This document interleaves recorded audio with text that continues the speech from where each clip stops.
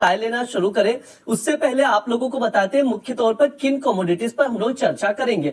सबसे पहले Boolean market पर चर्चा करेंगे। गोल्ड सिल्वर में आज प्रेशर देखने को मिल रहा है, एक जो दायरा है वहीं पर बना हुआ है। गोल्ड की बात की जाए कॉमेक्स पर $4000 के अराउंड ट्रेड होता हुआ दिख रहा है। सिल्वर देखा जाए $57 के करीब नजर आ रहा है। बुलियन मार्केट की नजर इस वक्त जो फेड की बैठक है वहां से आउटकम क्या आता है, फेड के अधिकारी का टोन कैसा होता है, हॉकिश होता है या नहीं रहता है, उस पर निगाहें है, क्योंकि उसके अकॉर्डिंग बुलियन मार्केट मूव करता हुआ दिखाई देगा। अभी के लिए क्या रणनीति होनी चाहिए हम लोग एक्सपर्ट से समझने की कोशिश करेंगे। बुलियन के बाद क्रूड ऑयल पर बातचीत की जाएगी। अमेरिका ईरान के बीच तनाव कम होता हुआ दिख रहा है। यूएस और ईरान के बीच जो बातचीत बहाल करने की कोशिशें भी तेज की गई हैं। आज के सेशन में देखा जाए एक बड़ी गिरावट के बाद क्रूड ने बाउंस बैक किया है। ब्रेंट क्रूड $87 के अराउंड ट्रेड कर रहा है। 4% से ज्यादा की रिकवरी हमने ब्रेंट क्रूड में देखी है। और आखिरी में मेटल्स पर चर्चा की जाएगी, खास तौर पर कॉपर में। कॉपर की बात की जाए तो कॉपर में प्रॉफिट बुकिंग के चलते थोड़ी सी नरमी आई है, हालांकि 1300 के ऊपर अभी भी भाव बना हुआ है। ट्रेडर्स क्या रणनीति बनाए एक्सपर्ट से समझने की कोशिश की जाएगी। बातचीत शुरू करते हैं उससे पहले एक बार प्राइजेस पर नजर डाल लेते हैं कि गोल्ड सिल्वर की घरेलू और विदेशी बाजार में अभी भाव क्या चल रहा है, एक बार हम लोग देख लेते हैं। आप देख सकते हैं अगर इंटरनेशनल मार्केट में देखेंगे कॉमेक्स पर गोल्ड $4025 पर ट्रेड कर रहा है। एमसीएक्स पर देखा जाए तो 1,41,440 का भाव गोल्ड का चल रहा है। सिल्वर की बात की जाए एमसीएक्स पर 2,16,500 का भाव चल रहा है, कॉमेक्स पर $57.5 पर ट्रेड कर रहा है। अंकित सर आपसे शुरुआत करूंगा। एक तो मिडल ईस्ट में धीरे धीरे अब मामला ठीक होता हुआ दिख रहा है, फेड के आउटकम का इंतजार है। ऐसे में बुलियन मार्केट का नजरिया क्या रहेगा सर, आपका क्या व्यू है, कौन से लेवल्स इंपॉर्टेंट रहने वाले हैं?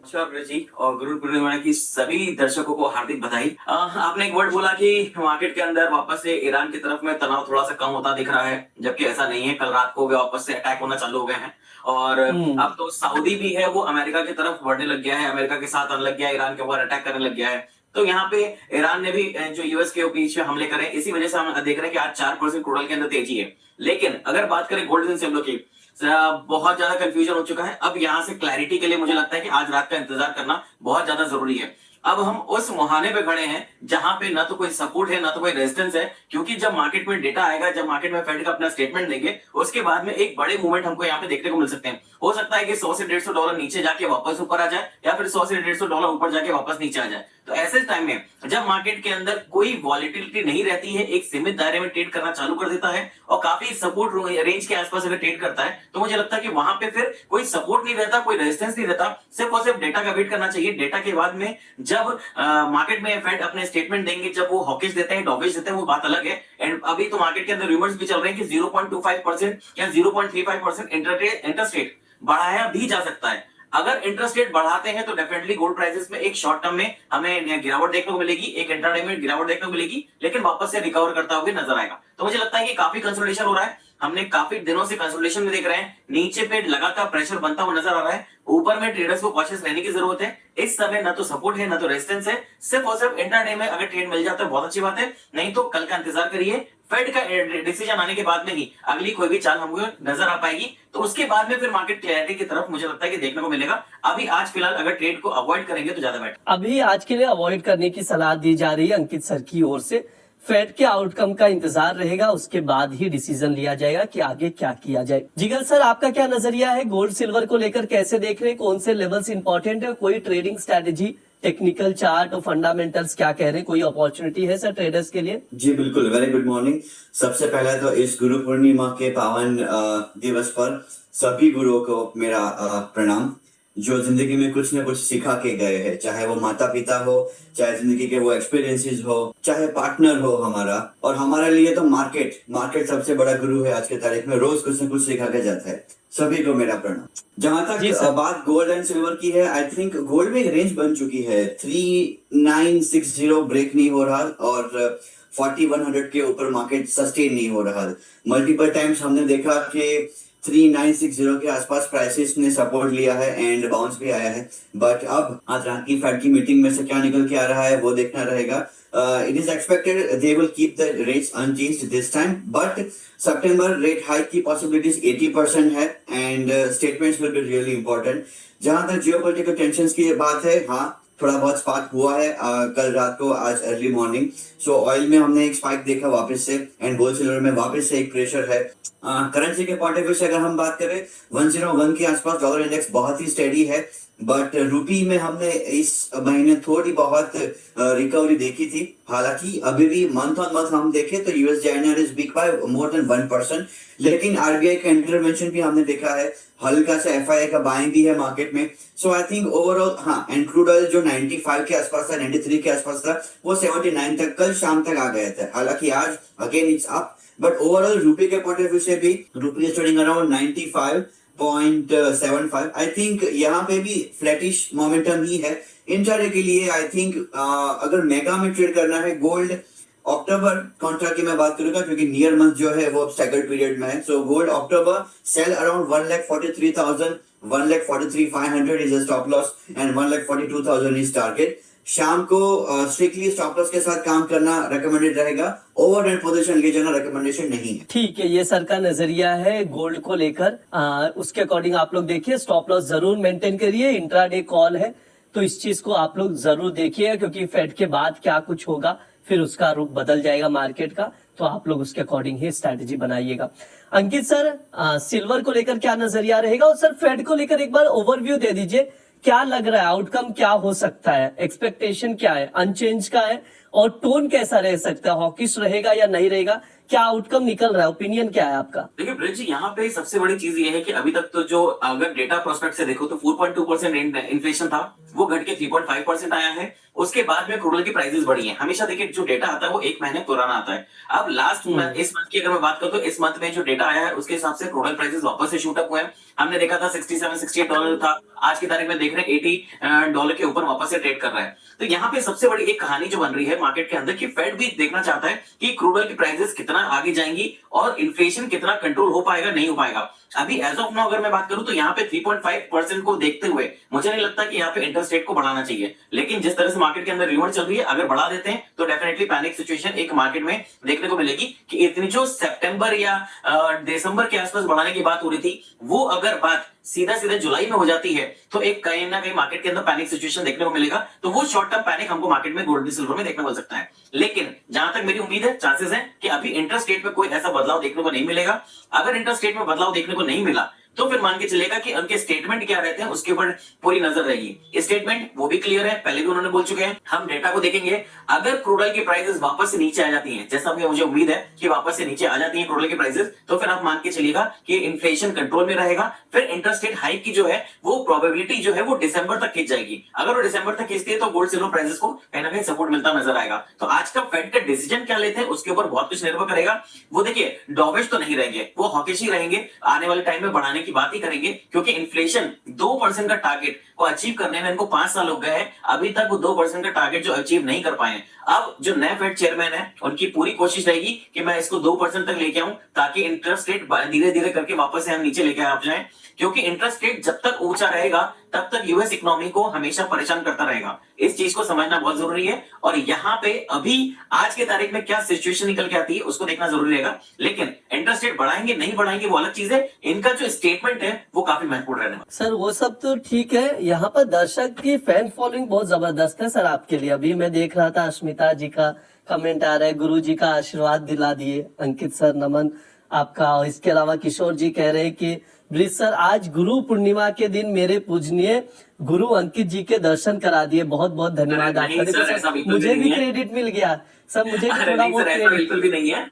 नहीं, बस हमें ये है कि क्लाइंट्स, बस ये है कि जितने भी हम लोग सब साथ में काम करते हैं, तो यहाँ पे गुरु वाली बिल्कुल भी चीज नहीं है, क्योंकि मैं टीचिंग इतनी ज्यादा नहीं करता हूँ। लेकिन हाँ, आज की तारीख में बहुत ही पावन अवसर है और आज की तारीख में मुझे लगता है कि अपने पैसे को बचाना चाहिए। तो आज का तारीख जो मार्केट के अंदर मोमेंटम है, वॉलिटिलिटी है, वो आज बहुत ज्यादा हो चुकी है। अभी मैं बात भी कर रहा था, मनोज सर भी, बाकी एनालिस्ट की मेरी बात होती है, बोले अंकित इतनी वॉलिटिलिटी हो गई समझ में नहीं आ रहा। मैं कहा देखिए समझ में तो नहीं आ रहा है, लेकिन 29 के बाद में फिर आगे की जो टाइम रहेगा वो काफी क्रूशियल रहेगा। उसके बाद में मतलब मान के चलिए फिर दिवाली तक आपको परेशानी होने वाली नहीं है। फेड के स्टेटमेंट चलते रहेंगे, ईरान के स्टेटमेंट चलते रहेंगे, ये लेकिन साइडलाइन हो जाएंगे। जो टेक्निकल प्रोस्पेक्ट से अगर मैं बात करूं तो वो काफी क्लैरिटी हमको देखने को मिलेगी। वैसे सर जिगर सर काफी समय से मार्केट में जुड़े रहे हैं, लेकिन सर बेहतर बताएंगे कि लोग गुरु क्यों मानने लग जाते हैं।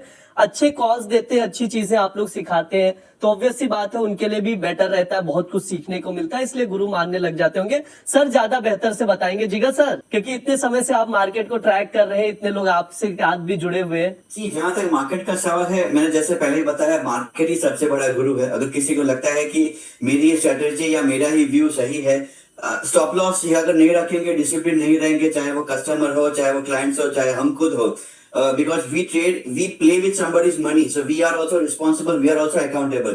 अगर स्टॉप लॉस हिट होता है तो we also feel little guilty कि हमारी वजह से ये हुआ है, सो वी इमीडिएटली अपोलोजाइज और we try to polish ourselves. So I think market सबसे बड़ा गुरु है, और हो सके तो ट्रेडर की अगर मैं बात करूं, have a strict stop losses, क्योंकि बहुत लाइफ छोटी है, क्विक मनी बनना बहुत डिफिकल्ट है, and as I said market सबसे बड़ा गुरु है, तो उनके आगे ईगो नहीं चल सकता। जिगर सर एक बार चांदी पर राय दे दीजिए, अभी चांदी में क्या रणनीति बनाकर चल सकते हैं? कोई ट्रेडिंग कॉल इंट्राडे के लिहाज से ही रहेगा, ऑब्वियस सी बात है, क्योंकि Correct. आपका क्या नजरिया रहेगा सर, क्या रणनीति बना सकते हैं? कॉमेक्स सिल्वर की अगर मैं बात करूं, मंथ ऑन ऑन ईयर ये 20% हमने फॉल देख लिया है। रुपी टर्म्स में हम देखें तो 14% फॉल देख लिया है। अराउंड $55 बहुत ही अच्छा सपोर्ट है, वहां हमने देखा है कि मल्टीपल टाइम इसी महीने में, जुलाई महीने में सपोर्ट भी लिया है। प्राइसेस थोड़े बहुत स्टेडी है यहाँ पे, बट मॉनेटरी पॉलिसी भी है आज, और आगे जाके बैंक ऑफ इंग्लैंड है, बैंक ऑफ जापान है, यूएस के जीडीपी नंबर्स भी आने वाले हैं इसी हफ्ते। सो इवेंटफुल वीक रहेगा, eventful second half of the week रहेगा। आई थिंक किसी भी उछाले पे यहाँ बिकवाली का रिकमेंडेशन है। I am not comfortable going long as of now. 2,20,000 के लेवल के आसपास बुल्स एंड बेयर्स की अच्छी सी फाइट हो रही है।